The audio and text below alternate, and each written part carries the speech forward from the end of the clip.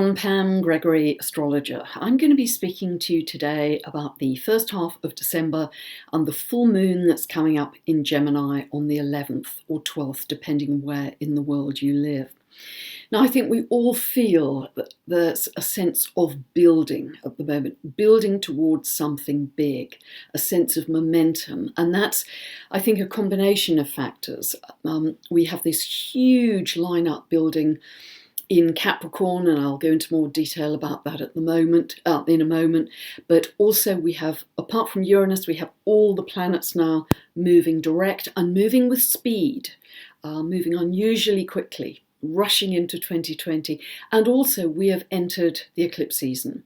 We have a solar eclipse in Capricorn coming up on the 26th of December. I'll talk about that in the next video, but we are already within the influence of that. And eclipses are like really powerful pivot points in our life, beginnings and endings, that sort of thing, jumps for our evolution. So I'll talk more about that next time, but there is this feeling of momentum, speed, and moving into 2020, which is going to be a huge year, I think, a very important year for us all. Now, one of the important things that happens in the first half of December is that Jupiter, which has been in Sagittarius for the last year, is moving into Capricorn.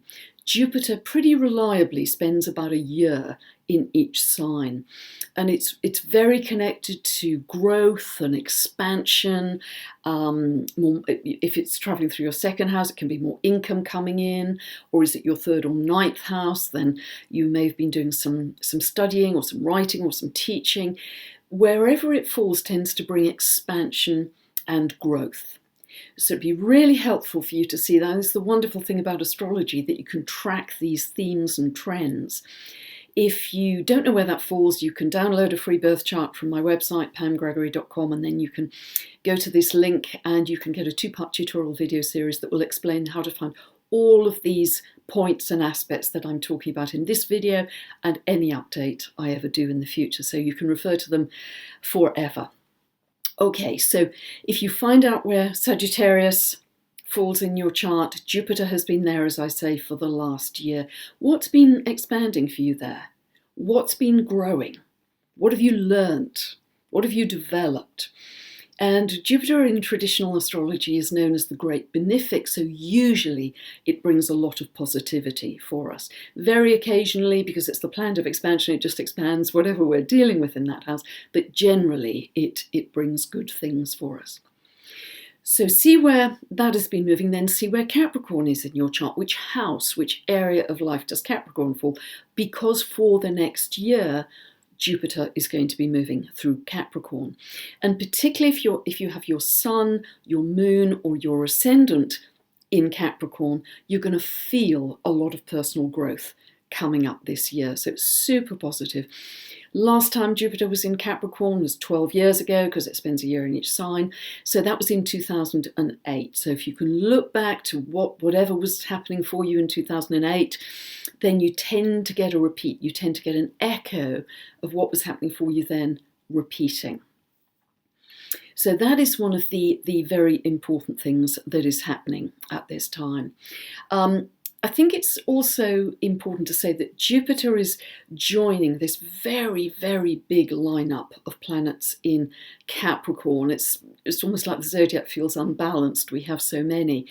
But once Jupiter moves in on the 2nd of December, we're going to have Venus, Jupiter, Saturn, Pluto, South Node, and as of the 21st of the month, we're also going to have the Sun. The Sun moves in at the Capricorn solstice. And remember, solstices and equinoxes are real power days where the veil to those subtle energies is thinner and we can access more information on those days. So really use those opportunities as well. So when did we last see all of those planets in Capricorn? Well, according to my research, I believe it was in 1285. And so for over 700 years we haven't seen that. So this is a big deal. And we also have Ceres in there in Capricorn. So that is the dwarf planet connected to our agriculture, our harvests, our food supply as well. So they're all going to be coming together very tightly as we move into 2020. Now, just one thing I want to say about the Saturn-Pluto conjunction. I'll be talking more about that as we get into January, but it only happens once exactly, and that's on the 12th of January, and then very, very gradually starts to separate. Now, if nothing happens on the 12th of January, don't give up astrology as a bad job, because actually the orb of influence of that very important conjunction has been all through 2019, all through 2020 as well. 2020 will be even stronger than 2019. So all of the themes I've spoken about in the last few months about any abuse of power or the collapse of the old order, the old political and social structures, any chaos or dysfunction or lack of trust in our institutions, that is what is meant to be happening now. And indeed, Jupiter moving into Capricorn will probably expand that process. So on the one hand, Jupiter could expand the process of Pluto. So where we have any authoritarianism, very much top-down authority, it could expand power. It could bring about excessive power in some cases. But at the same time, it's also going to be on and off all through next year, conjunct Saturn. And that is about integrity, accountability, walking your talk. It's also about truth with Jupiter in there. It's about the truth and the law. So Jupiter conjunct Saturn will call out, if you like, any corruption to accelerate the ultimate collapse of the old order. It's the collapse of the old paradigm. We really are seeing, as we move through the next few years into mid-20s, the collapse of the 3D paradigm. And I feel that incredibly strongly, the collapse of the old order. So, don't worry if at times that power seems to be concentrated in terms of strong leaders, in terms of the last gasp or the last grasp of power, because ultimately the process is that just like the tree that falls in the wood, that dies and rots down to produce a completely new life form in the wood through all that fertility in the soil, that is the process of Pluto. So expect that to happen. And Jupiter can expand those two processes of both Saturn and Pluto. It's very interesting. If I'm looking down the time tunnel, Jupiter doesn't come exactly conjunct to Saturn until December 2020, next year, at 0 of Aquarius. Now, since 1802, those conjunctions between Saturn and Pluto, which happen every 20 years, fairly reliably, have been in Earth signs, okay? And Earth signs, and apart from one in 1981 in Libra, we had a quick dart into an air sign. Apart from that, they've all been in Earth. Now, conjunctions between Jupiter and Saturn start off a new worldview, essentially.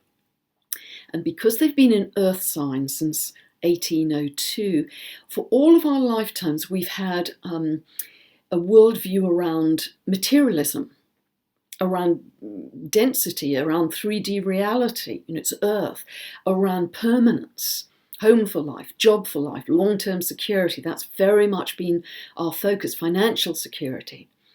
However, Jupiter and Saturn moving into Aquarius, which is an air sign, by the way, not a water sign, followed by Uranus moving into Gemini in the mid-20s, Pluto moving into Aquarius in the mid-20s.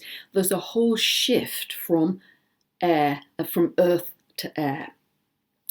Now, for instance, the last time the Jupiter-Saturn conjunction happened in air signs, that was from 1226 to 1425. 1226 to 1425. Huge expansion in trade at that time. Quite a trade revolution.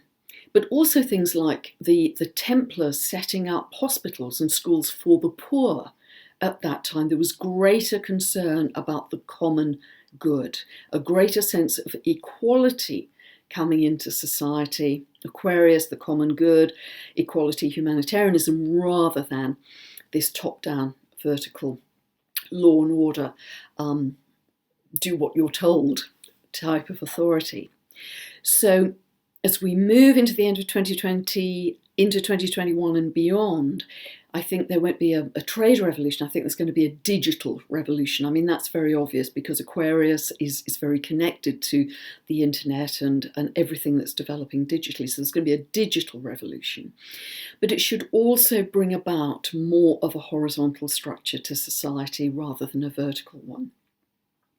So this concentration in Earth, almost, we're seeing the last enormous focus on 3D reality. I'd really like you to see that as the old paradigm, the thing that is passing, and where we have to put our focus on, if we're looking down the time tunnel, is towards a very different society, different political structures. I think certainly by the mid-20s, certainly by the end of the decade, end of the 2020s, we are going to, our political and social structures are going to be absolutely unrecognisable compared to what they are now. So this is giving us the opportunity for a quantum jump in our evolution. Because I think we so often feel that the future is set as if we're stepping onto a film set, and it isn't. We are dreaming it into reality at every moment. We really are. So how the future unfolds is down to every single one of us in our power to set very clear intentions, to keep our consciousness high, and to manifest a more beautiful, a more loving world.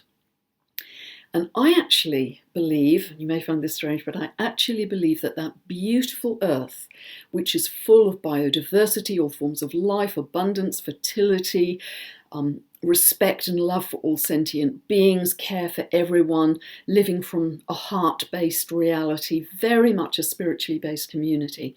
I believe that exists right now.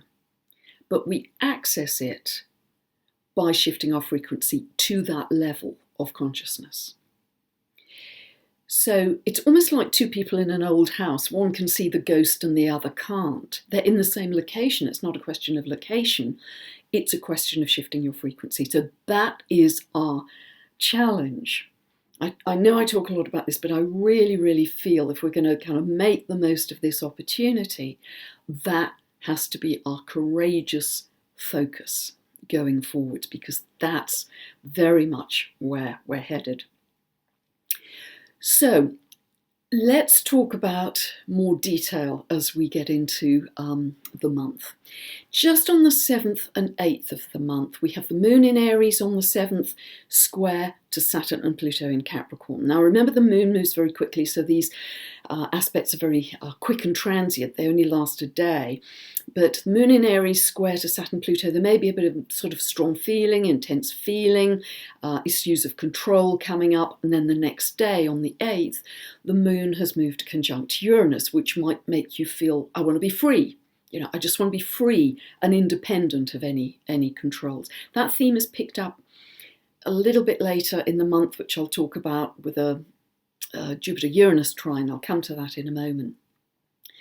Another important aspect is that Venus from the 10th to the 14th of the month is going to be conjunct Saturn and Pluto in Capricorn. Venus is going to be moving from 18 of Capricorn to 22 of Capricorn, where Pluto is. It's going to be moving through that conjunction.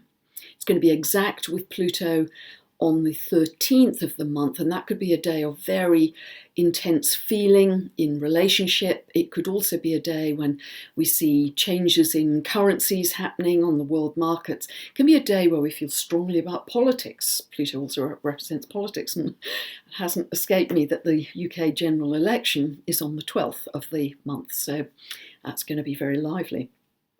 So this is also going to be squared. These three planets, Venus, Saturn, Pluto, are going to be squared by Eris. Now, this is a long-running square. And remember, Eris is the planet of discord, where people feel disregarded, they feel slighted, they feel not heard.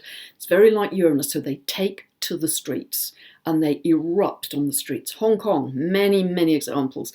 Prague, I'm seeing it at the moment. Iraq, Iran, Venezuela, Chile, Ecuador, goes on and on. That people are taken to the streets to challenge that square to Pluto, this top-down authority, which is perceived as not being transparent, accountable, etc. So that is going to be ongoing as well. But, this may be manifesting in personal relationships as well. However, if you have any planets from 17 to 23 degrees of Capricorn, Taurus, Virgo, Scorpio, or Pisces, you may see some financial benefit happening for you between the 10th and the 14th of the month with these aspects. Okay, so those aspects are in play as we enter our full moon at 1951 of Gemini, which happens at 9:12 p.m. Pacific on the 11th and 5:12 a.m. UK time the next day on the 12th. Now, remember that at a full moon, you always have the sun and moon in opposition to each other. At this, one of the most powerful aspects at this full moon is Neptune is in a tight T-square. It is squaring both the sun and the moon. It's at 16 of Pisces. Now, Gemini, at a lower level of expression and a lower level of Neptune too, I have to say, it's about lower mind. It's about your day-to-day chatter. It's about shopping lists. It's about, chatting to friends and neighbours, your to-do list for that day. It's what the Buddhists often call monkey mind, that chattering mind. And so often our unconscious self-talk just automatically runs in the background. You're not smart enough, young enough, pretty enough, rich enough. You'll always be a loser. That'll never happen. Look, there we go again. This kind of grunge going on in the background that doesn't help us or anyone else. And this full moon in Gemini can shine a light on that self-talk. What I often recommend to clients is they stick post-it notes all around their house, literally. Fridge door, bathroom mirror, kitchen cupboards. What are you thinking about? What's your frequency? Because if you're running on that kind of grunge of, negativity, it's not going to help you. We have to become very conscious of our thinking. This is the whole shift to a new paradigm and us becoming the creators of our world and helping how the world manifests as well. So to catch that and change your frequency. And by changing your frequency, what I mean is by going from those kind of grungy, self-defeating emotions into something much more positive. Gratitude, appreciation, joy, bliss, love, highest vibration. So, I so often say just flick the emotion. What I will do if I catch myself thinking like that, I'll look at the trees, I'll look at the birds, I'll imagine I'm in a wood. I'll think of a person I love or a pet I love. I'll instantly, just anything that will shift me to a higher level of being. Because the higher expression of this full moon is to live out that best level of Neptune. And Neptune is about shifting from mind that so often chatters and gets in our way to the heart. If you can imagine that your heart is your lung, you're breathing in and out through your heart, that instantly slows and deepens your breathing. That has an effect on the vagus nerve, the parasympathetic nervous system. It shifts your biomarkers even, and how easy and free is that?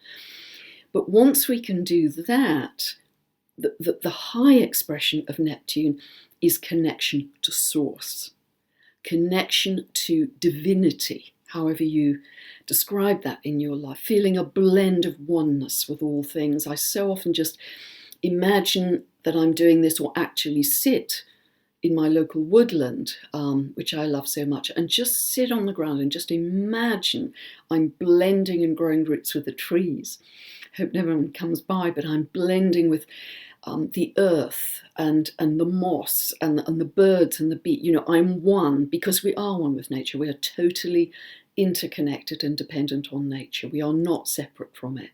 And we get into great trouble when we think we are. So I'd really encourage you to try and live that higher expression of Neptune at this full moon. See where the full moon at 1951 of Gemini falls in your chart. Full moons are, as always, closures, culminations, completions. Is it shining a light on something else in that area of your chart that you are unaware of? Very important to see. Another aspect at this full moon is that Mercury is in an almost exact quincunx. Mercury is at 4 of Sagittarius, Uranus is at 3 of Taurus, exact quincunx to each other. And this can be connecting our mind to, it's the mind of God, actually. Whenever you get Mercury-Uranus combinations, either natally or by transit, as we have here, it's a very high-level connection. I think of Uranus as a fourth dimensional planet. It's our superconscious, but I feel it kind of connects us to the mind of God.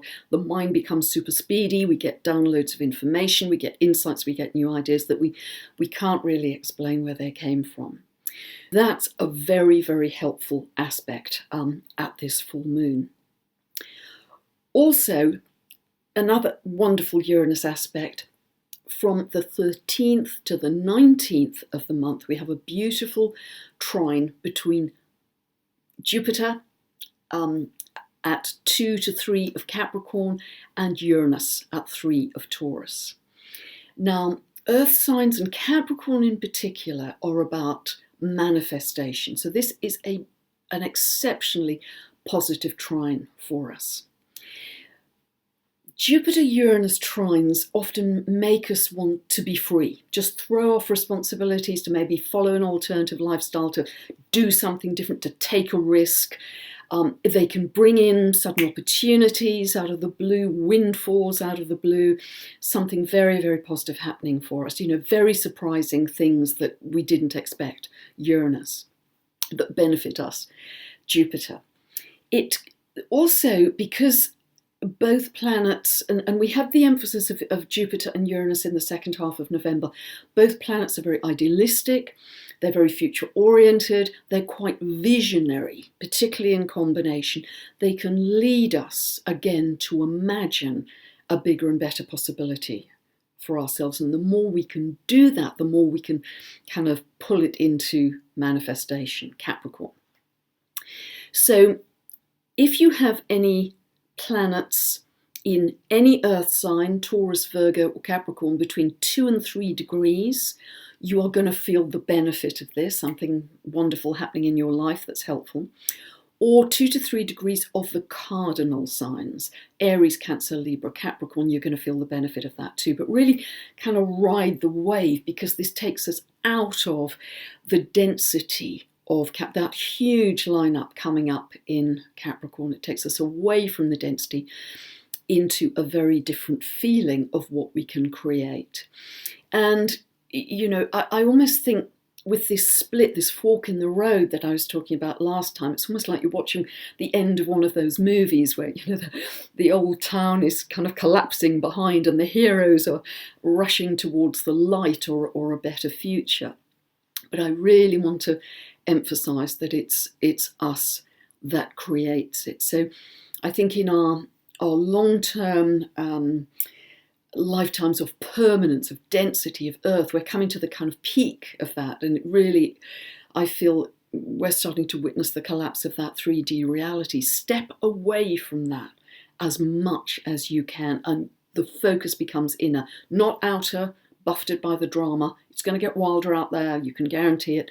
Turn in and work on your consciousness, work on your frequency, work on what you want to pull into manifestation, not only in your own reality, but for the world. We are all contributing to the collective consciousness. As I mentioned last time, Dr. Bruce Lipton was talking about if just 1% of us can shift our consciousness upwards, that affects the whole field. So what an opportunity that is. Now, I know currently it feels invisible, it feels unfamiliar, it feels unknown, but that's where our courage has to lie. And what I'd also recommend to you is that you imprint, you impose, and in fact you dominate whatever your current reality is with a higher reality, with the higher level emotions I've talked about, joy, bliss, love, gratitude, and with a vision that you want to bring into reality for yourself or for the world. And you hold that vision to magnetize that towards you. And you can't just do this for 10 minutes a day, nothing will change. The speed at which the new reality comes to you is entirely dependent on your consistency in holding that high frequency and the power with which you can hold it as a broadcast frequency all through your day. Yes, you're going to be doing other things, but stay in gratitude, stay in love, whatever it is.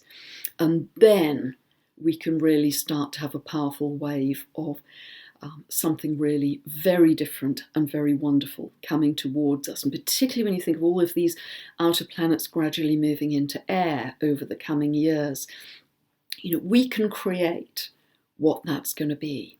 We don't have to refer always to the Capricorn reality and what's happening there.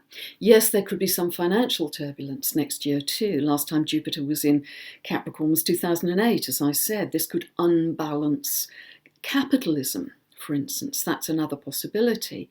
But I'll talk more about that as we get into 2020. But I hope this has helped you. Really trying to use astrology in a very strategic way, taking the patterns, taking the energy, but then adding that extra powerful component of frequency. The pattern isn't enough. We have to step up our game in using frequency as well to really make astrology come to blossom in a beautiful way. So I hope that's helped you. A lot happening in this first half of December, even more happening in the second half. And we're getting into eclipse season right now, as I say. So enjoy this beautiful full moon in Gemini, see where it shines in your life. If you'd like more information about my books, my tutorial videos, my very long monthly newsletter when I go into much more detail about things I don't have time to go into detail with in the videos, just check out my website, pamgregory.com. And thanks so much for being here and for listening. Bye for now.